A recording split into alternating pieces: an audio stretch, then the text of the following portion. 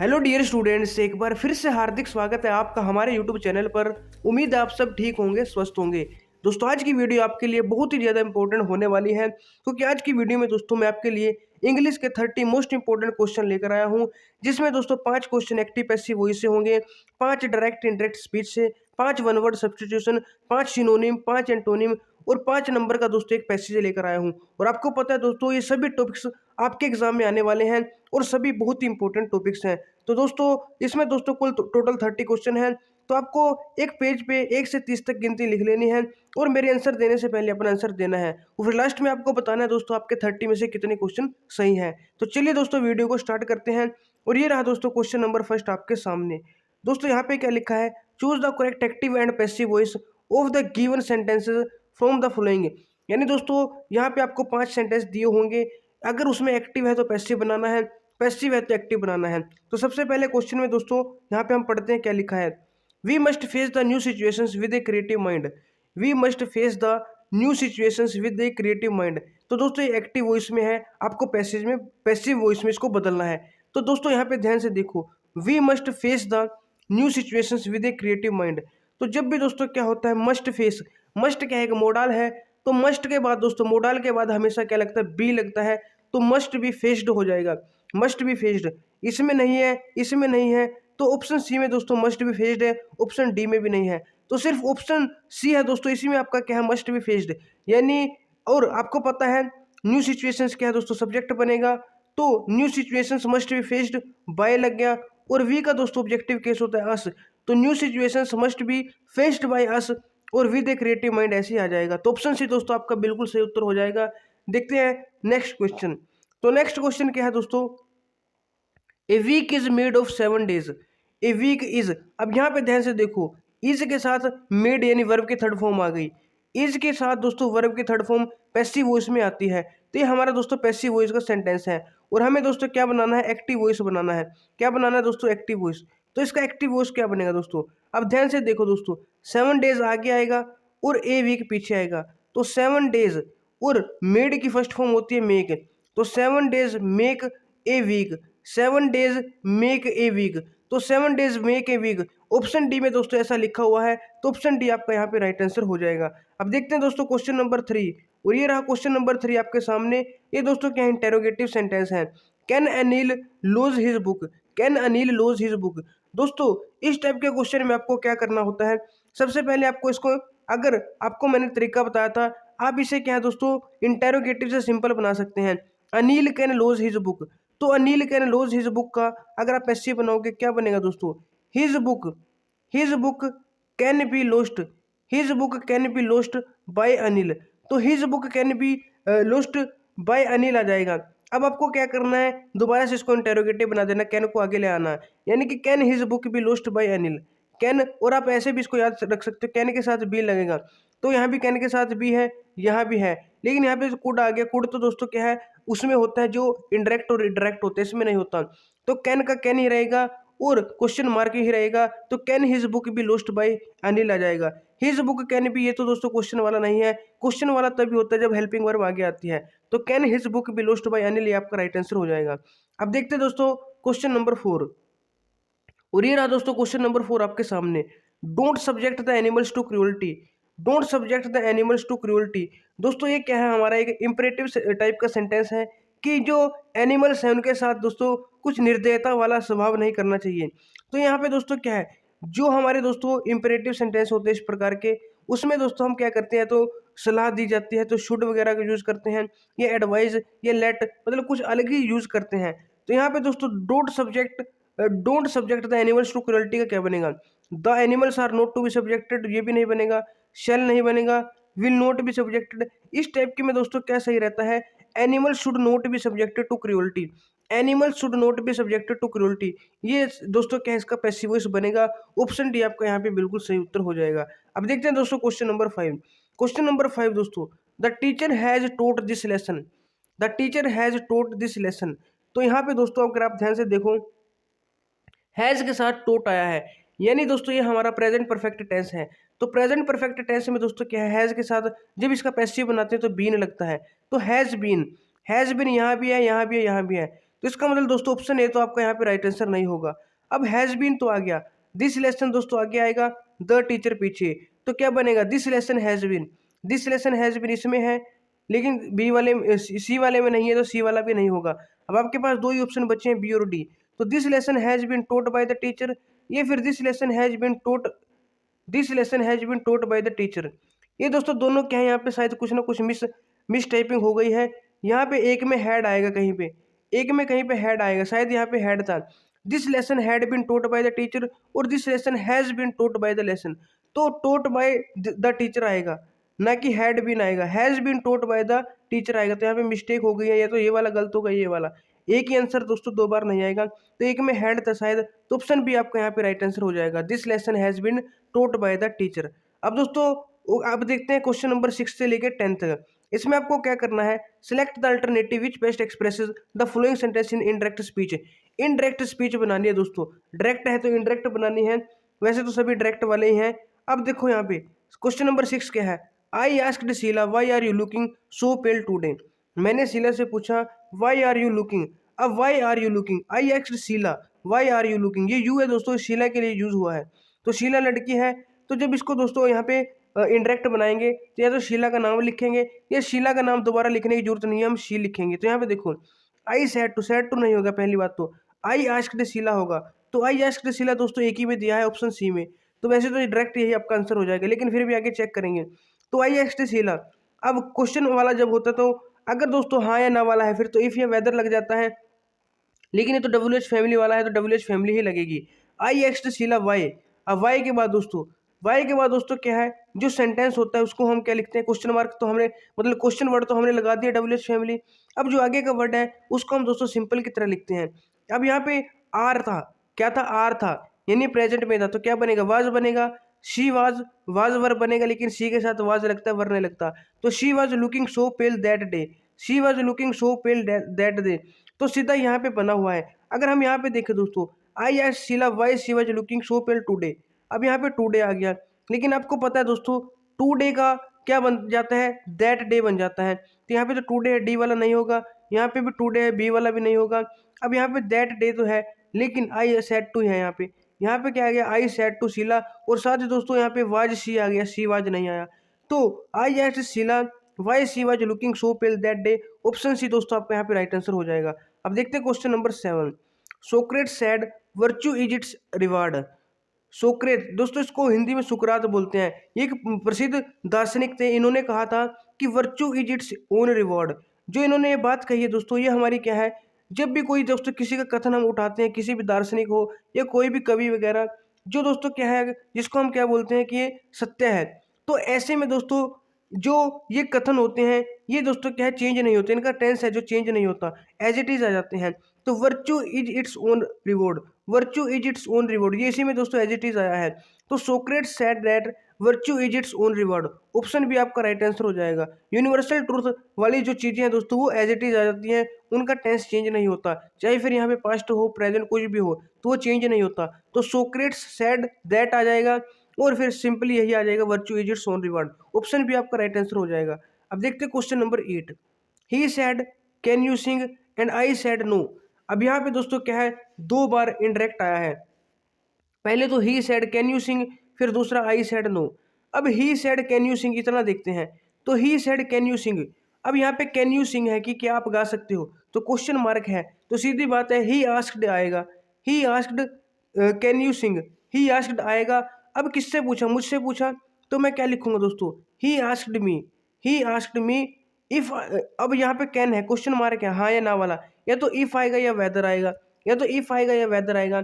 He asked me if I could सिंग, क्योंकि can है तो कैन का कुड भी बनेगा, क्यों बनेगा, क्योंकि सैड है, पास्ट है, तो ही asked me if I could सिंग।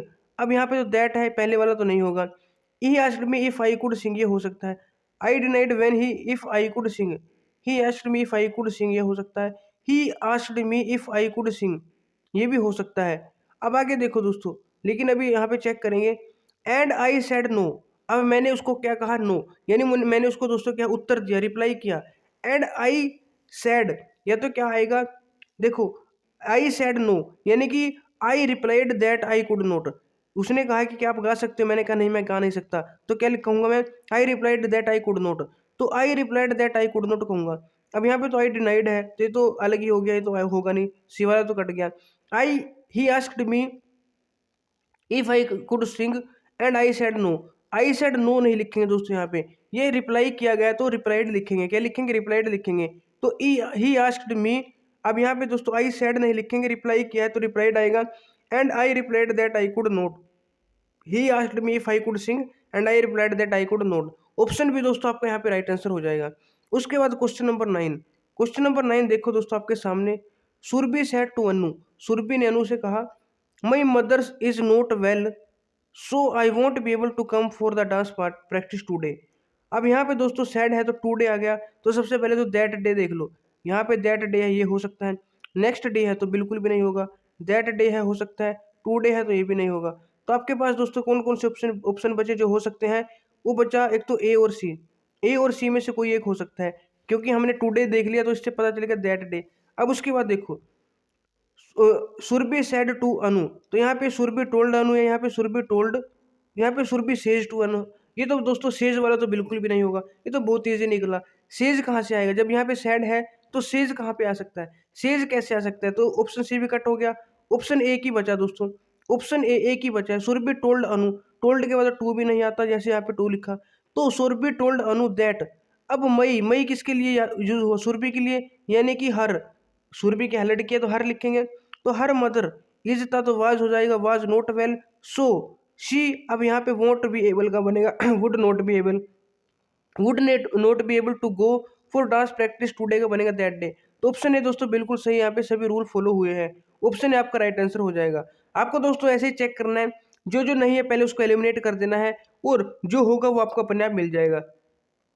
अब देखते हैं question number 10, I said to him, मैंने उसे कहा Ravi should obey his teacher, Ravi को अपने टीचर की जो बात है वो माननी चाहिए, उसका उनकी जो आज्ञा है उनका पालन करना चाहिए। आई सेड टू हिम, मैंने उसे कहा, तो क्या हो सकता है, आई टेल हिम होगा, टेल तो नहीं होगा क्योंकि किस में है, पास्ट में है, तो टेल कहाँ से हो सकता है, आई टोल्ड हिम हो सकता है, आस्क भी नहीं होगा, टेल भी नहीं होगा, ये भी पास्ट। दोस्तों सेड टू का क्या बनता है, टोल्ड बनता है, तो यहीं से ये क्वेश्चन हो जाएगा, I told him, I told him that Ravi should obey his teacher. अब Ravi should obey his teacher तो सभी में सेम है, अब यहाँ पे सेड टू का टोल्ड बनता है, आपको पता होना चाहिए रूल, तो इसी रूल से आपका ये राइट आंसर हो जाएगा, I told him that Ravi should obey his teacher, तो ऑप्शन भी आपका राइट आंसर हो जाएगा, ऑप्शन भी राइट आंसर है। आप देखते हैं क्वेश्चन नंबर 11।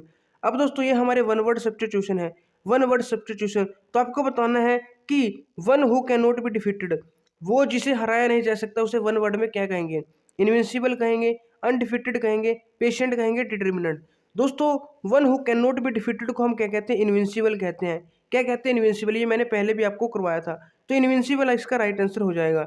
उसके बाद question number 12, one who Yeats everything, जो हब सब कुछ खाता है, जो सब कुछ खाता है, सब कुछ का मतलब जो शाकाहारी भी है मांसाहारी भी है, उसको बोलते हैं हम सर्वाहारी, यानी जो मांस भी खाता है और घास फूस भी खाता है उसको हम सर्वाहारी बोलते हैं, और इंग्लिश में उसको बोलते हैं ओमनीवोर्स। क्या बोलते हैं, ओमनीवोर्स। ओमनीपोटेंट तो वो होता है जो बहुत ही ज़्यादा शक्तिशाली हो, जो बहुत ही ज़्यादा शक्तिशाली हो। इनसोल्वेंट दोस्तों उसको बोलते हैं जो दिवालिया हो गया हो, जो बैंकरप्ट हो। इररेजिस्टिबल, इररेजिस्टिबल, रेजिस्टिबल जिसे रोका जा सकता है, इररेजिस्टिबल जिसको रेजिस्ट नहीं किया जा सकता, ठीक है, तो उसको बोलेंगे इररेजिस्टिबल। और omnivorous who one who Yeats everything, ये इसका राइट आंसर हो जाएगा। अब देखते हैं question number 13, something that is beyond the power of nature, nature की पावर से भी बियॉन्ड है जो, उसको हम क्या कहेंगे, उसको हम क्या कहेंगे, तो बिल्कुल इजी है दोस्तों, सुपर नेचुरल, उसको क्या कहेंगे, सुपर नेचुरल। सुपर नेचुरल का मतलब क्या है, something that is beyond the power of nature, कि नेचर की पावर से भी बियॉन्ड है वो होगा सुपर नेचुरल। अब देखते हैं question number 14, question number 14, who hates mankind, जो कि मैनकाइंड को हेट करता है उसे हम क्या कहेंगे, मैनकाइंड को हेट करने वाला। फिर फिलेंथ्रोपिस्ट, फिलेंथ्रोपिस्ट तो दोस्तों मैनकाइंड को लव करने वाला होता है। टेररिस्ट, टेररिस्ट क्या होगा दोस्तों, टेररिस्ट आपको पता है आतंकवादी टाइप का। मिस एंथ्रोप, एंथ्रोप दोस्तों क्या है, मतलब कि किसी को क्या है, मैनकाइंड को प्रेम करने वाला, और मिस लग गया तो हेट करने वाला, तो मिस एंथ्रोप क्या होगा, जो मैनकाइंड को हेट करता है। यही दोस्तों आपका राइट आंसर हो जाएगा option C, question number 14 option C, misanthrope किसको बोलेंगे, वन हु हेट्स मैनकाइंड, जो मैनकाइंड को हेट करता है, तो ऑप्शन सी आपका राइट आंसर है। आप देखते हैं question number 15, a voice that can be heard that can not be heard, एक ऐसी आवाज़ जिसको सुना नहीं जा सकता। तो जिसको सुना नहीं जा सकता, 2 टाइप की आवाज़ें होती हैं, ऑडिबल और इनऑडिबल। ऑडिबल जिसको सुन सकते हैं, इनऑडिबल जिसको सुन नहीं सकते। तो इनऑडिबल इसका राइट आंसर हो जाएगा, क्योंकि ये voice that can not be heard, जिसको सुना नहीं जा सकता उसको इनऑडिबल बोलेंगे। ऑप्शन डी आपका राइट आंसर हो जाएगा। अब दोस्तों देखते हैं नेक्स्ट क्वेश्चन, क्वेश्चन नंबर 16। इसमें दोस्तों आपको क्या वर्ड मीनिंग बताने हैं। क्या बताने हैं वर्ड मीनिंग। ये है दोस्तों एक्सोर्टिंग। तो एक्सोर्टिंग का मतलब आपको बताना है क्या होता है। दोस्तों एक्सोर्टिंग का मतलब होता है किसी को एनकरेज करना, यानी इंस्पायर करना, या आग्रह करना भी कह सकते हैं, प्रेरित करना भी कह सकते हैं। तो अर्जिंग, अर्जिंग का मतलब भी दोस्तों यही होता है कि किसी आग्रह करना, क्या करना, आग्रह करना। सपोर्टिंग का मतलब तो सपोर्ट करना, डिमांड करना, क्लैरिफाई करना। तो ये तो हो गया नहीं। इसका जो सिमिलर मीनिंग है एक्सोर्टिंग, वो किससे मैच करता है, अर्जिंग से। अर्जिंग का मतलब भी कुछ ऐसा ही होता है, आग्रह करना। और एक्सोर्टिंग का मतलब भी दोस्तों कुछ ऐसा ही है, अनकरेज करना, यानी कि प्रेरित करना, आग्रह करना। तो ऑप्शन ए आपका राइट आंसर हो जाएगा। अब देखते हैं क्वेश्चन नंबर 17, बहुत ही ईजी क्वेश्चन है। फ्रेग्रेंस आपने सुना ही होगा। फ्रेग्रेंस का मतलब दोस्तों सुगंध, आप बोल सकते हो खुशबू। और टेस्ट तो दोस्तों क्या है, टेस्ट तो अलग चीज हो गई। एरोमा का मतलब दोस्तों खुशबू होता है। साइट दृष्टि होगी, टच तो छूना हो गया। तो एरोमा का मतलब भी दोस्तों खुशबू होता है, फ्रेग्रेंस का मतलब भी खुशबू। ऑप्शन भी दोस्तों आपका यहाँ पे सिमिलर वर्ड है, तो आपका राइट आंसर हो जाएगा। उसके बाद क्वेश्चन नंबर 18, बहुत ही इजी क्वेश्चन। कॉस्टली का मतलब होता है महंगा। चीप तो सस्ता होता है, एक्सपेंसिव महंगा होता है, इनएक्सपेंसिव महंगा नहीं है, मनी तो पैसा होता है, ये भी नहीं होगा। एक्सपेंसिव, कॉस्टली का मतलब भी महंगा, एक्सपेंसिव का मतलब भी महंगा। तो ऑप्शन भी आपका राइट आंसर हो जाएगा। ये दोस्तों इसका क्या है, सिनोनिम है, सिमिलर वर्ड मीनिंग है। उसके बाद दोस्तों एक्सटिंक्शन। एक्सटिंक्शन का मतलब होता है दोस्तों विलुप्त, यानी खत्म हो जाना। अब कोई चीज खत्म हो गई यानी कि डिसअपियर हो गई है, यानी वो अब दिख नहीं रही है। तो डिसअपियरेंस दोस्तों इसका क्या सिमिलर मीनिंग है एक्सटेंशन का। तो ऑप्शन आपका यहाँ पे राइट आंसर हो जाएगा। उसके बाद क्वेश्चन नंबर 20, कैजुअल। ये दोस्तों इंपॉर्टेंट है, कैजुअल। कैजुअल का मतलब होता है दोस्तों किसी को बहलाना, फुसलाना, या अपनी बातों में मतलब कि मिला लेना, ऐसा टाइप सा है, उसको बोलते हैं हम कैजुअल। इंसिस्ट का मतलब तो दोस्तों किसी पे कोई चीज़ थोपना, तो होगा नहीं। परसुएड का मतलब दोस्तों होता है कि किसी को मतलब राजी कर लेना, किसी को मतलब अपनी बातों में मना लेना, उसको बोलते हैं परसुएड। तो कैजुअल से मिलता जुलता है दोस्तों परसुएड। तो यही इसका क्या हो जाएगा, राइट आंसर। कैजुअल का मतलब भी क्या है, बहलाना फुसलाना अपनी बातों में। और परसुएड का भी कुछ ऐसा ही मीनिंग होता है, किसी को मतलब कि मना लेना किसी को, इस टाइप का। तो परसुएड इसका दोस्तों क्या है, सिमिलर मीनिंग है। तो ऑप्शन भी आपका यहाँ पे राइट आंसर हो जाएगा। अब देखते हैं क्वेश्चन नंबर 21। यहाँ पे दोस्तों आपको अपोजिट वर्ड बताना है, अपोजिट मीनिंग बताना है। सबसे पहला है सस्पिशियस। सस्पिशियस, इसका दोस्तों आपको बताना है अपोजिट क्या होगा। दोस्तों सस्पिशियस का मतलब होता है मतलब कि डाउटफुल टाइप का, डाउटफुल, इसे तो उसका मीनिंग है। डाउटफुल भी दिया हुआ है यहाँ पे ऑप्शन बी में, तो उसका मीनिंग हो जाएगा यानी संदेहजनक टाइप का, जिसपे डाउट किया जा सकता है, शक्की टाइप का। तो इसका आपको क्या बताना है, अपोजिट मीनिंग बताना है। क्या बताना है दोस्तों, अपोजिट मीनिंग बताना है। अब यहाँ पे देखो दोस्तों, ये है वेरी। क्या है, वेरी। उस वेरी का मतलब भी दोस्तों क्या है, डाउट, शक्की टाइप का ही होता है, डाउटफुल ही होता है। तो वेरी तो इसका क्या हो जाएगा, मतलब कि सिमिलर हो जाएगा। इनक्रेडिबल का मतलब दोस्तों कुछ आश्चर्यजनक, अविश्वसनीय। तो इनक्रेडिबल बोल देते हैं, अविश्वसनीय। गलीबल, गलीबल का मतलब दोस्तों क्या होता है, जो हर किसी पे जल्दी विश्वास कर लेता है। तो विश्वास कर लेता है, तो ये क्या, ये हो गया गलीबल। और ये सस्पिशियस का मतलब संदेहजनक, जो शक करता है। तो ये गलीबल दोस्तों क्या इसका अपोजिट है, क्योंकि इसमें तो शक किया जाता है, इस पर सीधा विश्वास कर लिया जाता है। तो गलीबल दोस्तों इसका क्या अपोजिट हो जाएगा, ऑप्शन डी आपका राइट आंसर है। अब देखते हैं 22, बोस्टरस। बोस्टरस का मतलब आपको बताना है दोस्तों। बोस्टरस का आपको अपोजिट बताना है कि बोस्टरस का अपोजिट क्या होगा। देखो दोस्तों, बोस्टरस का मतलब होता है कि हल्ला गुल्ला, यानी कि शोरगुल करने वाला, जो शोरगुल मचाने वाला होता है, उसको हम क्या बोलते हैं दोस्तों, बोस्टरस बोलते हैं। क्या बोलते हैं, बोस्टरस। तो इसका उल्टा क्या होगा, शांत रहने वाला। और नोटी तो शरारती होता है। क्वाइट का मतलब होता है शांत, कीप क्वाइट आपने सुना होगा। तो कीप क्वाइट, शांत। क्वाइट का मतलब क्या है दोस्तों, शांत रहने वाला। बाउंसी का मतलब भी दोस्तों ऐसा ही होता है कि शोरगुल मचाने वाला, हल्ला गुल्ला करने वाला। तो बाउंसी तो इसका क्या होगा, सिनोनिम होगा, हमें एंटोनिम बताना है। तो क्वाइट होता है शांत, और बोस्टरस होता है यानी कि शोर वगैरह मचाने वाला। तो इसका दोस्तों क्या हो जाएगा, एंटोनिम हो जाएगा, वर्ड अपोजिट वर्ड मीनिंग हो जाएगा, ऑप्शन बी। अब देखते हैं क्वेश्चन नंबर 23। यहाँ पे दोस्तों जनरस। जनरस का मतलब होता है दोस्तों उदारवादी व्यक्ति। उदारवादी व्यक्ति, उदार बोल सकते हैं, यानी कि जो दयालु टाइप का, काइंड टाइप का। लिबरल का मतलब क्या है दोस्तों, लिबरल का मतलब भी कुछ ऐसा ही होता है, यानी कि काइंड टाइप का, दयालु टाइप का। और जो है बोंटीफुल, क्या है दोस्तों, बोंटीफुल। इसका भी दोस्तों कुछ ऐसा ही मतलब होता है, लिबरल और बोंटीफुल। इसका भी दोस्तों कुछ ऐसा ही मतलब होता है, यानी कि उदारवादी टाइप का जो व्यक्ति है, उसको दोस्तों हम क्या बोलते हैं, बोंटीफुल भी बोल देते हैं, लिबरल भी बोल देते हैं। उसके बाद दोस्तों यहाँ पे क्या लिखा है, स्टिंजी, स्टिंगी बोल दो या स्टिंजी, ये दोस्तों क्या है, इसका अपोजिट है। स्टिंगी क्या है दोस्तों, इसका अपोजिट है, क्योंकि दोस्तों जो स्टिंगी है वो क्या है, उसका मतलब होता है थोड़ा कंजूस टाइप, कैसा कंजूस टाइप। लेकिन ये दोस्तों जो हमारा जनरस है वो कैसा, उदारवादी टाइप। तो कंजूस इसका क्या हो जाएगा, अपोजिट हो जाएगा। ऑप्शन सी आपका यहाँ पे राइट आंसर हो जाएगा। अब देखते हैं क्वेश्चन नंबर 24। बहुत ही इजी दोस्तों। सिंथेटिक यानी कि कृत्रिम, आर्टिफिशियल भी इसको बोल देते हैं, इसका अपोजिट बताना है। सिंथेटिक दोस्तों जो मैनमेड है उसको सिंथेटिक बोलते हैं, इसका अपोजिट होता है नेचुरल। तो ऑप्शन भी आपका यहाँ पे राइट आंसर हो जाएगा, बहुत ही ईजी है। उसके बाद क्वेश्चन नंबर 25, रिपल्सिव यानी रिपेल करना, किसी को प्रतिकर्षित करना। रिपेल यानी प्रतिकर्षित, प्रतिकर्षित का उल्टा होता है आकर्षित। आकर्षित करना यानी कि अट्रैक्ट करना, इसका अपोजिट होगा अट्रैक्ट। रिपेल करना यानी कि दूर दूर भगाना, जैसे लाइक चार्जेस और लाइक पोल्स है नॉर्थ पोल के, मतलब north pole north, south south, जो चुंबक होता है उसके लाइक जो पोल्स हैं वो क्या करते हैं, रिपेल करते हैं। अनलाइक क्या करते हैं, अट्रैक्ट करते हैं। तो रिपल्सिव का उल्टा हो जाएगा अट्रैक्टिव। अब देखते हैं दोस्तों, यहाँ पे 25 क्वेश्चन हो चुके हैं। अब दोस्तों हमारे पास एक यहाँ पे पैसेज दिया हुआ है, इस पैसेज को पढ़कर आपको 26 से 30 5 क्वेश्चन के आंसर देने हैं। तो देखते हैं, सबसे पहले इसको पढ़ते हैं थोड़ा, ये क्या लिखा हुआ है। आई फाउंड दैट, मैंने पाया कि mister Heep slowly came nearer to me, कि जो मिस्टर हीप है धीरे से मेरे पास आया या आई, जो तो उसके बाद and Uriah got opposite to me, और उरिया है वो मेरे अपोजिट थी, अगर लड़की हुई तो थी, अगर मतलब मेल हुआ तो था।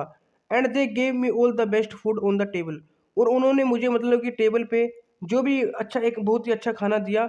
दे began to talk about their arts, और वो अपने जो आर्ट्स के बारे में, आर्ट यानी चाची के बारे में बात करने लगे।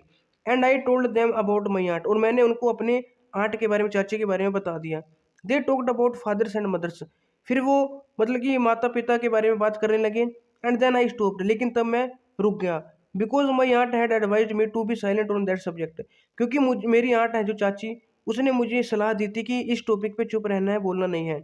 But I had no chance against Uriah and Mrs Heep, लेकिन मेरे पास जो उरिया है वो और हीप है, उनके मतलब अगेंस्ट कोई भी चांस नहीं था। They did what they liked with me, उन्होंने वही किया जो वो चाहते थे मेरे साथ। They got out of me things which I do not wish to tell, यानी जो चीज़ें मैं उनको बताना नहीं चाहता था उन्होंने मुझसे वो भी निकलवा ली। तो ऐसा दोस्तों यहाँ पे कुछ कहा गया है।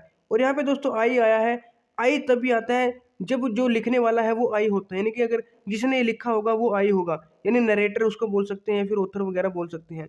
अब क्वेश्चंस पढ़ते हैं तो आपको कुछ ना कुछ तो यहाँ पे समझ में आया होगा कि जो मिस्टर हीप है वो स्लोली उसके पास आया, उरिया भी आपस में बैठी, कहीं कि ये मतलब कहीं का दृश्य है। तो उन्होंने मुझे खाना खिलाया, बहुत ही अच्छा खाना दिया। उन्होंने फिर किसके बारे में बात की, अपने आर्ट्स के बारे में बात की, और मैंने भी उनको आर्ट्स के बारे में बता दिया, ऑथर ने बोला। फिर उन्होंने फादर मदर के बारे में बात की, लेकिन मैं चुप हो गया। क्यों हुआ, क्योंकि उसकी जो चाची है ऑथर की, उसने मना किया था इस सब्जेक्ट पे ना बोलने से। तो उन्होंने पूरी, जो उरिया है और हीप है, मिसेज हीप, उन्होंने कोई चांस नहीं छोड़ा इसके अगेंस्ट। तो they did what they liked with me, me का मतलब जो ऑथर है यहाँ पे, नरेटर है, तो उसके साथ वो जो करना चाहते थे उन्होंने किया, और उससे वो भी बातें पूछ ली जो वो बताना भी नहीं चाहता था। अब यहाँ पे दोस्तों क्वेश्चन पढ़ते हैं, फिर आपको समझ में आएगा क्या क्या इसका आंसर हो सकता है। देखो, the speaker told urea and mister heap about his art because, जो स्पीकर है उसने उरिया और मिसेस हीप को अपनी आर्ट के बारे में बताया। क्यों बताया, क्योंकि they pleaded with him to do so, क्योंकि उन्होंने उसको कहा था कि बताओ बताओ, या फिर he liked talking about his art, या वो उसको अपने आर्ट के बारे में बात करना अच्छा लगता था। या फिर they first talked about their art, पहले उन्होंने अपने आर्ट के बारे में बताया था। They force him to talk about his art, ये उन्होंने उसको फोर्स किया था कि बताओ। दोस्तों अभी हमने यहाँ पे क्या पढ़ा कि they began to talk about their arts, यानी जो वो दोनों थे उन्होंने पहले अपने आर्ट के बारे में क्या है बताना शुरू किया। फिर दोस्तों किसी ने बताया था, स्पीकर ने बताया था। जो स्पीकर है ये ऑथर नरेटर जो भी को, वैसे तो स्पीकर बोलेंगे इसको, आई को है ना, स्पीकर सही रहेगा, स्पीकर होगा। तो इसने क्यों बोला, क्योंकि पहले उन्होंने बोला था। तो they first talked about their arts, option C आपका यहाँ पे राइट आंसर हो जाएगा, क्योंकि पहले उन्होंने बोला था तो उसके बाद दोस्तों क्या है, स्पीकर ने बोला। उसके बाद देखते हैं क्वेश्चन नंबर 27।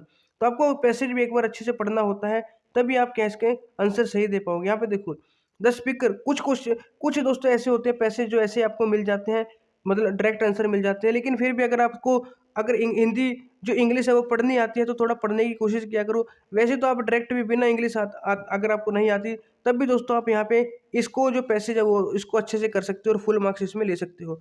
तो यहाँ पे देखो ये क्वेश्चन पढ़ते हैं। The speaker stopped talking about his parents. जो स्पीकर है वो अपने पेरेंट्स के बारे में मतलब बताने से रुक गया था। ऐसा क्यों हुआ था, क्यों रुका था? He did not like the subject. वो उस सब्जेक्ट को पसंद नहीं करता था। He could not remember the details. उसको डिटेल्स याद नहीं थी। His parents has forbidden him to do so. उसके पेरेंट्स हैं वो his parents had forbidden him, यानी उसके पेरेंट्स उसको भूल चुके थे, कुछ ऐसा है।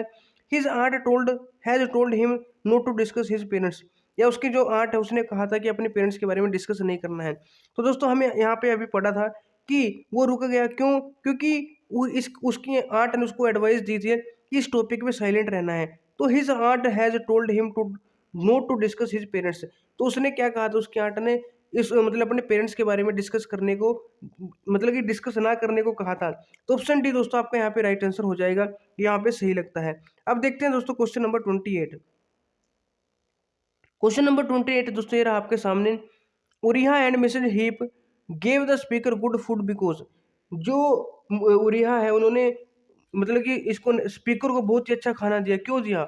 Because they were fond of him. क्योंकि वे उसको चाहते थे, उनको अच्छा लगता था वो। दे वर काइंड बाय नेचर। क्योंकि वो उनका नेचर बहुत ही अच्छा था इसलिए उनको दिया। मतलब कि जो उरिहा एंड हीप हैं ये बहुत ही अच्छे नेचर के थे इसलिए उन्होंने दिया। या फिर the speaker asked for special treatment. ये स्पीकर ने कहा था कि मुझे स्पेशल ट्रीटमेंट दो। या फिर they wanted to elicit information from him. या फिर क्या है कि वो उससे क्या है इंफॉर्मेशन प्राप्त करना चाहते थे इसलिए। तो अगर आप दोस्तों अपने ध्यान से पढ़ा है तो आप यहाँ पे देख सकते हो, यहाँ पे कुछ इंफॉर्मेशन प्राप्त करने की बात हो रही है। चाचा चाची के बारे में बात किया, आंटी के बारे में बात किया तो उसने बता दिया। फादर मदर के बारे में बात किया तो वो रुक गया क्योंकि वो बताना नहीं चाहता था। लेकिन फिर भी यहाँ पे कुछ लिखा हुआ है कि उन्होंने पूरी कोशिश की उससे पूछने की जो वो नहीं बताना चाहता था। तो मेन बात जो यहाँ पे है दोस्तों, उन्होंने अच्छा खाना इसलिए दिया ताकि they wanted to elicit information from him, क्योंकि वो उससे जानकारी प्राप्त करना चाहते थे। तो ऑप्शन डी आपका यहाँ पे क्या है, राइट आंसर हो जाएगा। अब देखते हैं क्वेश्चन नंबर 29।